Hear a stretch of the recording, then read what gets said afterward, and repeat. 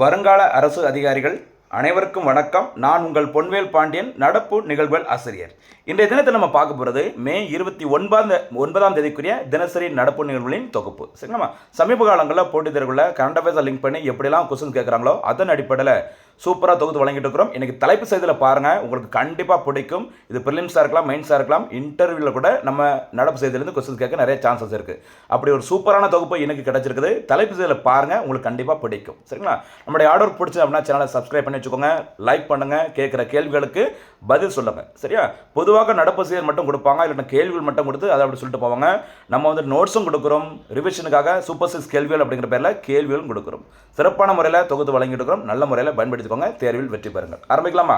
மே 29ஆம் தேதிக்குரிய நடப்பு செய்திகள். ஃபர்ஸ்ட் நம்ம பார்க்க போகிறது தலைப்பு செய்திகள். சரி, தலைப்பு செய்தியில் பாருங்கள், குடியரசுத் தலைவரின் கலர் அவார்டு. சரி, அதுக்கு இன்னொரு பேர் நிஷான் விருதுன்னு சொல்லுவாங்க. ஒரு மாநில காவல்துறைக்கு வழங்கப்படும் உயரிய விருது. இந்த விருது ரீசெண்டாக எந்த மாநில காவல்துறைக்கு வழங்கப்பட்டுள்ளது? முதல் முறையாக இந்த விருதை இந்த விருதை முதல் முறையாக பெற்ற மாநில காவல்துறை எது? தமிழ்நாடு காவல்துறைக்கு இந்த விருது வழங்கப்பட்டுள்ளதா இல்லையா அப்படிங்கிற மாதிரி சூப்பராக ஒரு செய்தியை பார்க்க போகிறோம். சரிங்களா? அதனைத் தொடர்ந்து நம்ம பார்க்க போகிறது உலக பட்டினி குறியீடு. சரி, குளோபல் ஹங்கர் இண்டெக்ஸ் 2025. இதில் டாப்பில் இருக்க நாடு எது, லாஸ்ட்டில் இருக்க நாடு எது, இந்த பட்டியலில் இந்தியா எந்த இடத்துல இருக்கிறாங்க இதை நம்ம பார்த்துட்டு அப்படியே பார்த்தீங்கன்னா 100% சரியா சதவீதம் எழுத்தறிவு பெற்ற மாநிலங்கள் ஒரு 5 மாநிலங்கள் இருக்குது. இதில் 5th ஸ்டேட்டாக ரீசனாக இணைந்த மாநிலம் சிக்கிம். சரியா? இதுக்கு முன்னாடி எந்தெந்த மாநிலங்கள் இருக்குது அப்படின்னு சொல்லி பார்த்துட்டு அதனுடன் தொடர்புடைய முக்கியமான ஒரு திட்டம் உல்லாஸ் திட்டம். இந்த உல்லாஸ் திட்டம் எதனுடன் தொடர்புடையது அதை பார்க்க போகிறோம். முக்கியமான சென்ட்ரல் கவர்மெண்டோட ஸ்கீம். அடுத்து பார்த்தீங்கன்னா இந்தியன் பாலிட்டி தொடர்புடைய முக்கியமானது பாருங்க, ஜன் விஸ்வாஸ் விதிமுறைகள் திருத்த மசோதா 2025. இது எதுக்கு அப்படிங்கிறத பாருங்க. இப்போ ஏற்கனவே குரூப் 1 எக்ஸாம்ல கேட்ட கேள்வி. அடுத்து பிரகதி திட்ட ஆய்வு கூட்டம். சரி, இந்த பிரகதிங்கிற பேரில் நிறைய திட்டங்கள் மத்திய அரசு வச்சிருப்பாங்க. இங்கே பார்க்குற பிரகதி திட்ட ஆய்வு கூட்டம் எதற்காக நடத்தப்படுகிறது, யார் இதுக்கு தலைவராக இருப்பாங்க அப்படின்னு சொல்லி பார்க்க போகிறோம். பார்த்துட்டு ரிவிஷனுக்காக இன்றைய தினத்திற்கான 2 days சூப்பர் 6 கொஸ்டின்ஸும் வெயிட் பண்ணுது. வீடியோ நல்லா பார்த்துட்டு சூப்பராக பதில் சொல்லுங்கள். நிறைய மாணவர்கள் சூப்பராக பதில் சொல்கிறாங்க, தொடர்ந்து ஃபாலோ பண்ணுறாங்க, சப்போர்ட் பண்ணுறாங்க. புதுசாக வர்றவங்களும் நம்மளோட வீடியோ பார்த்துட்டு பயனடைந்துக்கோங்க, தேர்வில் வெற்றி பெறுங்கள். ஆரம்பிக்கலாமா? இனிமேல் நம்ம பார்க்க போகிறது விரிவான செய்திகள். சூப்பரான நோட்ஸுமாக விட்டுறாதீங்க. இன்றைய தினம் கொஞ்சம் நிறைய நோட்ஸ் இருந்த மாதிரி தெரியும், ஆனால் அவ்வளவு முக்கியமானது, அந்தளவுக்கு எஃபோர்ட் போட்டு நோட்ஸ் கொடுத்துருக்கோம், பயன்படுத்திக்கோங்க. சரிங்களா? President's colour award for Sikkim police. சரியா? சிக்கிம் மாநில காவல்துறைக்கு இந்தியாவின் மிக உயரிய கௌரவமான குடியரசுத் தலைவரின் காவல்துறை வண்ண விருது பிரசிடென்ட்ஸ் கலர் அவார்டு வந்து வழங்கப்பட்டுள்ளது. இந்த விருதுக்கு இன்னொரு பேர் என்ன சொல்லுவாங்கன்னா நிஷான் விருதுன்னு சொல்லுவாங்க. சரி, நிஷான் என்று அழைக்கப்படும் இந்த விருது காவல்துறை ஒன்றிற்கு வழங்கப்படும் மிக உயர்ந்த ஒரு நிறுவன மரியாதை ஆகும். சரியா? சிக்கிம் மாநிலத்தின் தலைநகரம் உங்களுக்கு தெரிஞ்சிருக்கும் இந்த கேங்டாக். இந்த கேங்டாக்கில் நடைபெற்ற நிகழ்ச்சியின் போது இந்திய குடியரசுத் தலைவர் அவர்கள் திரௌபதி முர்மு அவர்கள் இந்த விருதினை சிக்கிம் மாநில காவல்துறைக்கு வழங்கியிருக்கிறாங்க. சரியா? கூடுதல் சிறப்புகள் என்ன அப்படிங்கிறத பாருங்க. இந்த விருதினை பெறும் 15வது ஓவரால் ஆல் ஓவர் இந்தியாவில் 15வது மாநில காவல்துறை சிக்கிம். வடகிழக்கு மாநிலங்களில் 3வது மாநில காவல்துறை சிக்கிம், மறந்துடாதீங்க. சரி, ஓவரால் 15வது வடகிழக்கு மாநிலங்கள் சொல்லி பார்த்தீங்கன்னா 3rd ஸ்டேட் ஞாபகம் வச்சுக்கோங்க. இந்த விருது முதல் முறையாக வென்ற மாநில காவல்துறை எதுன்னு பார்த்தீங்கன்னா உத்தரப்பிரதேச மாநில காவல்துறை. 1952ஆம் ஆண்டில் இந்த மாநில காவல்துறை சரியா உத்தரப்பிரதேச மாநில காவல்துறைக்கு அப்போதைய இந்திய பிரதமர் ஜவஹர்லால் நேரு அவர்களால் வழங்கப்பட்டது. சரிங்களா? அதே மாதிரி தென்னிந்தியாவில் சவுத் இந்தியாவில் ஃபர்ஸ்ட் டைம் இந்த president's colour award or Nishan award இந்த விருதினை வென்ற முதல் மாநில காவல்துறை நம்முடைய தமிழ்நாடு காவல்துறை, மறந்துடாதீங்க. சரிங்களா? தமிழ்நாடு காவல்துறை சரியா உருவாக்கப்பட்ட வருஷம் 1859. அதாவது இந்த மெட்ராஸ் போலீஸ் ஆக்ட் வந்து நடைமுறைக்கு வந்த நாள் செப்டம்பர் 6 சரி செப்டம்பர் 6 1859 ஞாபகம் வச்சுக்கோங்க. அந்த செப்டம்பர் 6 தான் 2025ல் முதல் முறையாக மாநில காவல்துறை தினமாக தமிழ்நாடு அரசினால் கொண்டாடப்பட்டது. ஞாபகம் வச்சு எப்போ செப்டம்பர் 6. அந்த சட்டம் இயற்றப்பட்டு மெட்ராஸ் போலீஸ் சட்டம் இயற்றப்பட்டு நடைமுறைக்கு வந்து 150 ஆண்டுகள் நிறைவடைந்த வருஷம் 2009. சரியா? அதை முன்னிட்டு ஆகஸ்ட் 19, 2009 அன்று தமிழ்நாடு காவல்துறைக்கு தென்னிந்தியாவில் முதல் முறையாக இந்த பிரசிடென்ட்ஸ் கலர் அவார்டு வந்துட்டு அறிவிக்கப்பட்டது. நோட் பண்ணிக்கோங்க, அறிவிக்கப்பட்டது. சரியா? அறிவிச்சாச்சு. அதுக்கப்புறம் இந்த விருது கையில் கொடுக்கல. எப்போ தான் கொடுக்குறாங்க அப்படின்னு சொல்லி பார்த்தீங்கன்னா ஜூலை 31, 2022 அன்று நடைபெற்ற நிகழ்ச்சியின் போது அப்போதைய இந்தியாவோட வைஸ் பிரசிடென்ட் திரு வெங்கையா நாயுடு அவர்களால் தமிழ்நாடு முதலமைச்சர் சரியா 2022ல் MK ஸ்டாலின் அவர்களுக்கு இந்த விருது வழங்கப்பட்டது. சரிங்களா? நீங்கள் பார்த்துருப்பீங்க காவல்துறை லெஃப்ட் சைடில் அந்த ஆர்ம்ஸில் பார்த்தீங்கன்னா அந்த அவார்டு வந்துட்டு சரி அந்த அவார்டுக்கான அந்த சின்னத்தை பொறுத்திருப்பாங்க. அதுக்கு பேர் தான் நிஷான் அல்லது பிரசிடென்ட்ஸ் கலர் அவார்டு சொல்லுவாங்க. சரியா?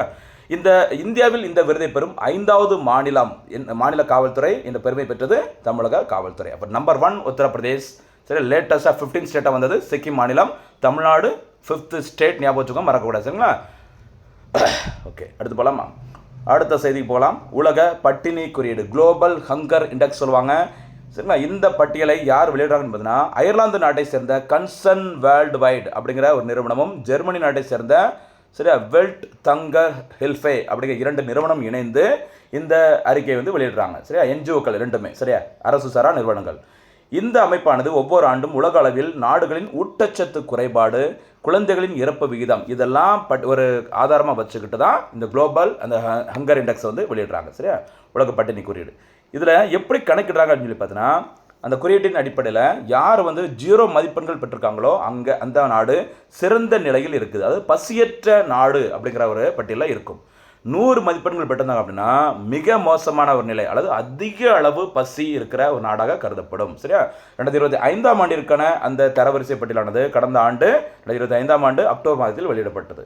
2026ஆம் ஆண்டிற்கான பட்டியல் அடுத்த அக்டோபரில் வெளியிடுவாங்க, ஞாபகம் வச்சுக்கோங்க, சரிங்களா? 2025ஆம் ஆண்டிற்கான உலகளாவிய பட்டினி குறியீட்டில் 5க்கும் குறைவான குறியீட்டு மதிப்பெண்களை பெற்று அல்லது ஒரு சூப்பரான தரநிலையை பெற்று பசி இல்லாத நாடுகள் அந்த பட்டியலில் யாரெல்லாம் வராங்கன்னு பார்த்தீங்கன்னா சிலி, சீனா, ஆர்மீனியா, பெலாரஸ், போஸ்னியா, சரியா? அடுத்து ஹெர்செகோவினா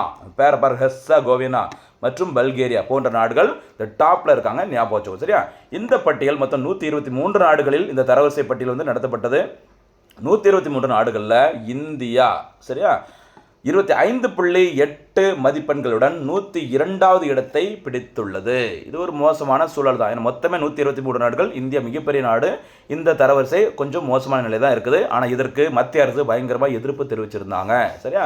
பக்கத்தில் இருக்க பாகிஸ்தான் இதோட பெட்டராக இருக்குன்னு சொல்கிறாங்க. அது எப்படி பெட்டராக இருக்க முடியும் அப்படிங்கிற மாதிரி சில கருத்துக்கள்லாம் இந்தியாவில் இருந்து தெரிவிச்சிருந்தாங்க, ஓகேவா?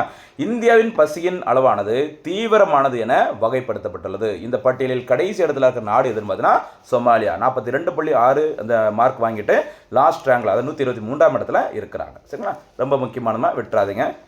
அடுத்த போலாமா? கல்வி தொடர்பான முக்கியமானது 100% எழுத்தறிவு பெற்ற இந்திய மாநிலங்கள், உல்லாஸ், மத்திய அரசின் உல்லாஸ் திட்டம். இதை பற்றி நம்ம டீட்டெயிலாக பின்னாடி பார்க்க போகிறோம். நவ் பாரத், சரியா, சாக்ஷர்தா காரியக்ராம், அதான் ஷார்ட்டா உல்லாஸ் திட்டம் சொல்லுவாங்க. இந்த திட்டத்தின் கீழ் முழு எழுத்தறிவு பெற்ற அதிகாரப்பூர்வ மாநிலங்களாக ஒரு 5 மாநிலங்களை மத்திய அரசு அறிவிச்சுக்கிறாங்க. 1 மிசோரம், கோவா, இது வந்து ஆர்டர் படி, சரியா? மிசோரம், கோவா, திரிபுரா, இமாச்சல் பிரதேஷ். இந்த பட்டியலில் லேட்டஸ்டாக இணைந்த மாநிலம் சிக்கிம். ஏற்கனவே பிரசிடென்ட் கலர் அவார்டு வாங்கியிருக்கிறாங்க. உல்லாஸ் திட்டத்தில் 100% லிட்ரேசி ரேட் இருக்குது, ஞாபகம் வச்சுக்கோங்க. இதில் சிக்கிம் மாநிலத்தில். எனினும் முறைப்படியான தேசிய மக்கள் தொகை கணக்கெடுப்பின்படி இந்தியாவில் அதிகபட்ச எழுத்தறிவு கொண்ட மாநிலம் கேரளா. டாப்பில் இருக்க லிட்ரேசி ரேட் வந்து டாப்பில் இருக்க மாநிலம் கேரளா. இந்த இடத்துல ஒரு போனஸ் கேள்வி. 2011 மக்கள் தொகை கணக்கெடுப்பின்படி, சென்சஸ் படி தமிழ்நாட்டில் எழுத்தறிவு விகிதம் எவ்வளவு சதவிகிதம்? இதை வந்து போனஸ் கேள்வியாக கரெக்டாக கமெண்ட்டில் சொல்லுங்கள். அதே மாதிரி இந்தியாவின் சராசரி எழுத்தறிவு விகிதம் ஆஸ் பர் 2011 சென்சஸில் எவ்வளவு அப்படிங்கிறதையும் போனஸ் கேள்வியில் சொல்லுங்கள், சரியா? நேஷனல் லெவல்லையும் தமிழ்நாடு லெவல்லையும் பார்த்தீங்கன்னா லிட்ரேசி ரேட் எவ்வளவு அப்படிங்கிறத கமெண்ட்டில் சொல்லுங்கள், போனஸ் கேள்வியாக, சரியா? இந்த போனஸ் கேள்வியை வந்துட்டு யாரெல்லாம் பதில் சொல்கிறாங்களோ அவங்கள எனக்கு ரொம்ப பிடிக்கும். ஏன்னா அவங்க தான் உண்மையிலே வீடியோ பார்த்துருக்குறாங்கன்னு அர்த்தம் ஃபுல்லாக, சரியா? நீங்களும் பாருங்கள். ஏன்னா இதில் அவ்வளோ கஷ்டப்பட்டுட்டு இருக்கிறோம். எந்த போட்டித்தருக்கும் நம்மளுடைய நோட்ஸ் வந்துட்டு நீ ஒரு 6 மாதம் ஃபுல்லாக ஃபாலோ பண்ணி பாருங்கள். அவ்வளோக்குள்ளே சூப்பராக யூஸ்ஃபுல்லாக இருக்கும், சரியா? அடுத்து இப்போ நம்ம பார்த்த அந்த உல்லாஸ் திட்டம் அப்படின்னா என்னன்னு சொல்லி பார்த்துடலாமா? உல்லாஸ் ஆல்ரெடி ஒரு ஃபுல் ஃபார்ம் பார்த்துருந்தோம், சரியா? 2020 தேசிய கல்விக் கொள்கை, 3வது தேசிய கல்விக் கொள்கையை ஜூலை 29 அன்று, சரியா, ஜூலை 29 2020 அன்று மத்திய அரசு வெளியிட்டிருந்தாங்க. இந்த தேசிய கல்விக் கொள்கையின் அடிப்படையில் 2022ஆம் ஆண்டில் தொடங்கப்பட்ட திட்டம் தான் இந்த உல்லாஸ் திட்டம். இதோட நோக்கம் 2030ஆம் ஆண்டிற்குள் இந்தியாவில் இருக்க அனைவரையும் முழு எழுத்தறிவு பெற்றவர்களாக மாற்ற வேண்டும், சரியா? சமூகத்தில் உள்ள அனைவருக்கும் வாழ்நாள் கற்றல், சரி, வாழ்நாள் முழுவதும் கற்றல் வழங்க வேண்டும் அப்படிங்கிற மாதிரி சொல்லியிருக்கிறாங்க. அதில் முக்கியமான பாயிண்ட் இப்போ தான் ஆரம்பிக்குது பாருங்கள். உல்லாஸ் திட்டம் என்பது பாருங்கள் 15 வயது மற்றும் அதற்கு மேற்பட்ட முறையான கல்வியை பெற தவறிய வயது வந்தோருக்கு எழுத்தறிவு மற்றும் அடிப்படை கல்வி வழங்கும் இந்திய அரசின் திட்டமாக. சரி, 15 வயசு மினிமம், 15 வயசுக்கு மேலே இருக்கிறவங்களுக்கு அடிப்படை எழுத்தறிவை வழங்க வேண்டும். இதற்கான இலக்கு ஆண்டு 2030, மறந்துடாதீங்க, சரியா? இதில் என்னென்ன சேவைகள் எக்ஸ்ட்ரா வழங்குறாங்க பார்த்தீங்கன்னா, வழங்கப்படும் சேவைகள் டிஜிட்டல் பரிவர்த்தனை, சரி, ஆன்லைன் டிரான்சாக்ஷன், சரியா, நிதி மேலாண்மை ஃபிஸ்கல் மேனேஜ்மெண்ட், அடுத்து சட்ட விழிப்புணர்வு, சுகாதார சரியா பழக்க வழக்கங்கள் போன்ற அன்றாட வாழ்க்கைக்கு தேவையான திறன்களை கற்றுக் கொடுப்பாங்க இந்த உல்லாஸ் திட்டத்தின் மூலம். இது யாரை கொண்டு இந்த திட்டம் செயல்படுத்தப்படுகிறது அப்படின்னு பார்த்தா தன்னார்வலர்களை கொண்டு செயல்படுத்தப்படுகிறது. சரிங்களா, திட்டத்தின் பெயர் உல்லாஸ். சரியா, அடுத்தபடியாக ஒரு இந்தியன் பாலிட்டி தொடர்புடையது ரெகுலராக நம்ம பார்த்துருக்கோம். இந்தியன் பாலிட்டி தொடர்புடைய எல்லா நடப்பு செய்திகளும் ஜன் விஸ்வாஸ் விதிமுறைகள் திருத்தம் மசோதா 2025 அடிக்கடி பேப்பரில் வந்துட்டே இருக்கு, விட்டுறாதீங்க. இந்தியாவில் வணிகம் செய்வதை சரியா ரொம்ப ஈஸியாக கொண்டு வரதுக்கு சரியா எளிதாக்கவும் வாழ்க்கை தரத்தை மேம்படுத்தவும் ஜன் விஸ்வாஸ் விதிமுறைகள் திருத்த மசோதா 2025 கொண்டு வரப்பட்டது. இது வணிகங்களுக்கு பயனளிக்கும் வகையில் சிறிய குற்றங்களுக்கான சிறை தண்டனையை நீக்கி அதை அபராதமாக மாற்றுகிறது.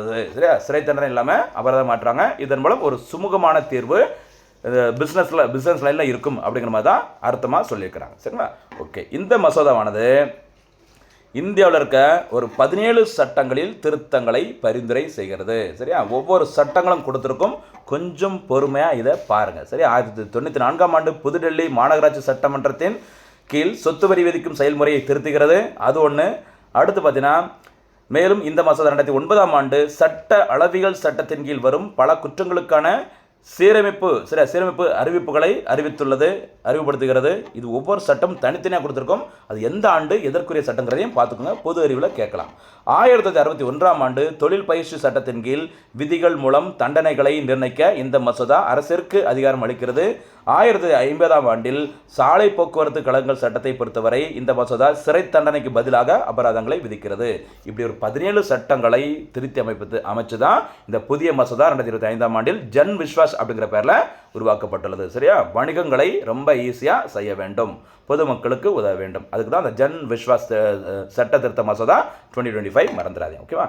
அடுத்தபடியாக இன்னைக்கு நியூஸ் பேப்பரில் வந்த இன்னொரு முக்கியமான ஒரு செய்தி பாருங்கள், ஒரு திட்டம் பிரகதி. இந்த பிரகதிங்கிற பேரில் நம்ம நிறைய பார்த்துருப்போம், உங்களுக்கு நம்ம வீடியோ பார்க்குறோம், கண்டிப்பாக தெரிஞ்சிருக்கும். சரியா, இந்தியாவில் பிரகதி திட்ட ஆய்வு கூட்டம் முதல் முறையாக தொடங்கப்பட்ட நாள் மார்ச் 25, 2015. சரியா, இதை தொடங்கி வைத்தவர் பிரதமர் நரேந்திர மோடி அவர்கள். எப்போவுமே இந்த பிரகதிங்கிற பேரில் ஒரு திட்ட ஆய்வு கூட்டம் பிரதமர் தலைமையில் நடைபெறும். சரிங்களா, அந்த வகையில் முதல் கூட்டம் தற்போதைய 51வது கூட்டம் புதுடெல்லியில் பிரதமர் நரேந்திர மோடி அவர்கள் தலைமையில் நடைபெற்றது. நோக்கம், இந்த ஒருங்கிணைந்த தலைமையானது பொதுமக்கள் குறைகளுக்கு தீர்வு காண்பதுடன் முக்கியமான பாயிண்ட் தான், மத்திய மாநில அரசுகளின் முக்கிய உள்கட்டமைப்பு திட்டங்களை சரியான நேரத்தில் செயல்படுத்துவதை நோக்கமாக கொண்டுள்ளது. மொத்தத்தில் மத்திய மாநில அரசுகளின் திட்டங்களை சரியான நேரத்தில் செயல்படுத்த வேண்டும், கண்காணிக்க வேண்டும். அதுதான் இந்த சரியா பிரகதிங்கிற பேரில் தொடங்கப்பட்ட திட்ட ஆய்வு கூட்டத்தின் முக்கியமான நோக்கம்.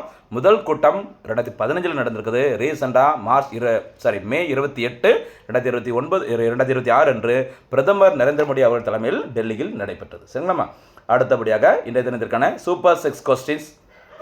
Today super 6 questions. சரி, நம்பர் 1, குடியரசுத் தலைவரின் கலர் விருது, பிரசிடென்ட்ஸ் கலர் அவார்டு. சரி, இந்த விருதை வென்ற இந்தியாவின் 15வது மாநில காவல்துறை எது? செகண்ட் ஒன், தமிழ்நாடு காவல்துறைக்கு எந்த ஆண்டில் குடியரசுத் தலைவரின் கலர் விருது, பிரசிடென்ட் கலர் அவார்டு அல்லது நிஷான் அவார்டு சரிங்களா அறிவிக்கப்பட்டது. ஓகேவா. தேர்ட் ஒன், உலக பட்டினி குறியீடு குளோபல் ஹங்கர் இண்டெக்ஸ் 2025ல இந்தியா எந்த தரவரிசை இடத்தை பெற்றிருக்கிறாங்க? ஃபோர்த் கொஸ்டின், உல்லாஸ் திட்டம் எப்போது தொடங்கப்பட்டது? ஃபிஃப்த் கொஸ்டின், பிரகதி திட்ட ஆய்வுக் கூட்டம் முதல் முறையாக எப்போது நடத்தப்பட்டது? 6th ஒன், இறுதி கேள்வி, ஜன் விஸ்வாஸ் விதிமுறைகள் திருத்த மசோதா 2025 எதனுடன் தொடர்புடையது? இதற்கான பதில்களை வீடியோ ஃபுல்லாக பார்த்துட்டு நல்ல முறையில் பயன்படுத்திக்கோங்க, தேர்வில் வெற்றி பெறுங்கள். கண்டிப்பாக நம்ம ஒரு சாதனை வெற்றியை படைக்க போகிறோம். அதற்கு என்னால் முடிஞ்ச முயற்சிகளை ஒவ்வொரு நாளும் எந்த சூழல் இருந்தாலும் எவ்வளோ வேலைகள் இருந்தாலும் எப்படியாச்சும் ஒரு டைமில் கொடுத்துட்றேன். ஹார்ட் ஒர்க் பிடிச்சிருந்தா நம்ம சேனலை சப்ஸ்கிரைப் பண்ணிக்கோங்க. மறக்காமல் எல்லா நோட்ஸையும் ஒரு நோட்டு போட்டு எழுதிக்கோங்க. ஜஸ்ட்டு லைட்டாக அப்படி தள்ளி விட்டு போனீங்கன்னா எங்கேயோ பார்த்த மாதிரி இருக்கும். ரஜினியோட டைலாக் ஒன்று இல்லை, எங்கேயோ பார்த்துருக்கேன்னு தெரியுதா அப்படி ஒரு டைலாக் சொல்லுவாங்களா ஏதோ ஒரு படத்தில். அந்த மாதிரி டிஎன்பிஎஸ்சி கொஸ்டினில் கேட்கும்போது அந்த ஆப்ஷனை பார்க்கும்போது எங்கேயோ பார்த்த மாதிரி இருக்கும். ஆனால் அதை நோட்டு போட்டு கிளியராக எழுதி வாய்ப்பு கிடைக்கும் ரிவிஷன் பண்ணால் மட்டும்தான் மெமரியில் வரும், தேர்வில் வெற்றி பெற முடியும். மீண்டும் சந்திக்கலாம். நன்றி, வணக்கம்.